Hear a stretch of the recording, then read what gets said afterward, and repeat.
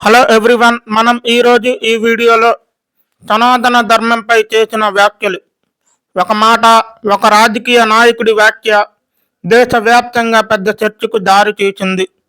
అదే తమిళనాడు రాష్ట్ర ఉప ముఖ్యమంత్రి ఉదయనిధి స్టాలిన్ చేసిన సనాతన ధర్మంపై దాడి. మరిన్ని వీడియోల కోసం మా ఛానల్ని సబ్స్క్రైబ్ చేసి బెల్ ఐకాన్ని క్లిక్ చేయండి. నేను ఈ వీడియో కొంచెం లేట్ అయినా తమిళనాడు ఎలక్షన్స్ జరుగుతున్నాయి కాబట్టి చేస్తున్నాను.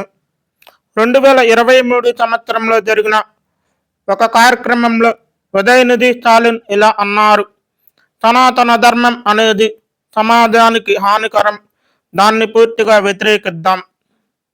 ఈ మాటలు బయటకు వచ్చాక దేశవ్యాప్తంగా పెద్ద వివాదం మొదలయ్యింది. ఎలాగంటే, సనాతన ధర్మం అంటే ఏమిటి? ముందుగా ఒక విషయం తెలుసుకోవాలి. సనాతన ధర్మం అంటే ఇది హిందూ మతానికి సంబంధించిన ప్రాచీన జీవన విధానం. ధర్మం, నీతి, ఆచారాలు అన్నీ కలిపి ఒక సాంప్రదాయం. అంటే ఇది వేల సంవత్సరాల నుంచి కొనసాగుతుంది.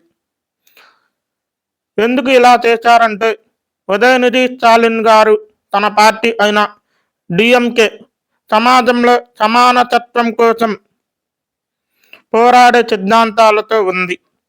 వారి అభిప్రాయం ప్రకారం కొన్ని సాంప్రదాయాలు కుల వివక్షత పెంచుతాయని భావిస్తున్నారు. అందుకే ఆయన ఇలా వ్యాఖ్యలు చేసినట్లు చెబుతున్నారు.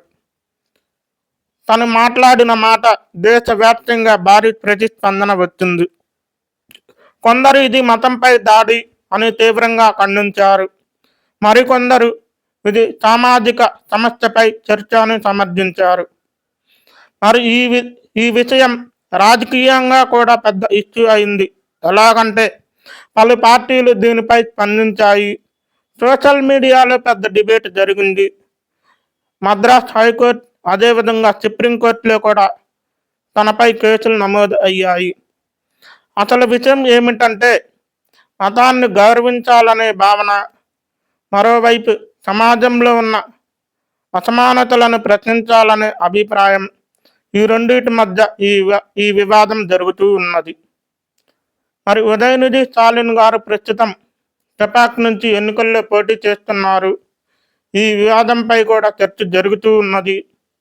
ఉదయనిధి స్టాలిన్ గారు ఈ ఎన్నికల్లో ఎంత మెజారిటీతో గెలుస్తారో చూద్దాం. ఎందుకంటే ఈ ప్రభావం అతనిపై పడుతూ ఉన్నది. ఉదయనిధి స్టాలిన్ గారు ఎలాంటి వాడంటే, తన తండ్రి లాంటి వాడు కాదు. తన తాతైన కరుణానిధి గారు లక్షణాలు కలిగినటువంటి వ్యక్తి. ఎలాగంటే, గతంలో కరుణానిధి గారు ముఖ్యమంత్రిగా ఉంటే ప్రతిపక్ష నేతగా జయలలిత గారు ఉన్నారు. అసెంబ్లీలో ఒక సమావేశం జరుగుతుంది. కరుణానిధి గారు జయలలితపై దాడి చేశారు. అంటే ఒక మహిళపై దాడి అసెంబ్లీ వేదికగా జరిగింది అప్పట్లో. ఉదయనిధి స్టాలిన్ అలాంటి వాడు. ఇప్పుడు సనాతన ధర్మంపై చేసిన దాడి కూడా అలాంటిదే ఉదయనిధి గారు. కానీ రాష్ట్ర ముఖ్యమంత్రి స్టాలిన్ గారు జయలలితపై ఎంతో అభిమానం ఉంది.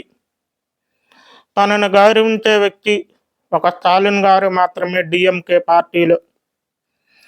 మరి ప్రస్తుతం ఈ సనాతన ధర్మంపై హైకోర్టులో, సుప్రీంకోర్టులో కేసు నడుస్తూ ఉంది.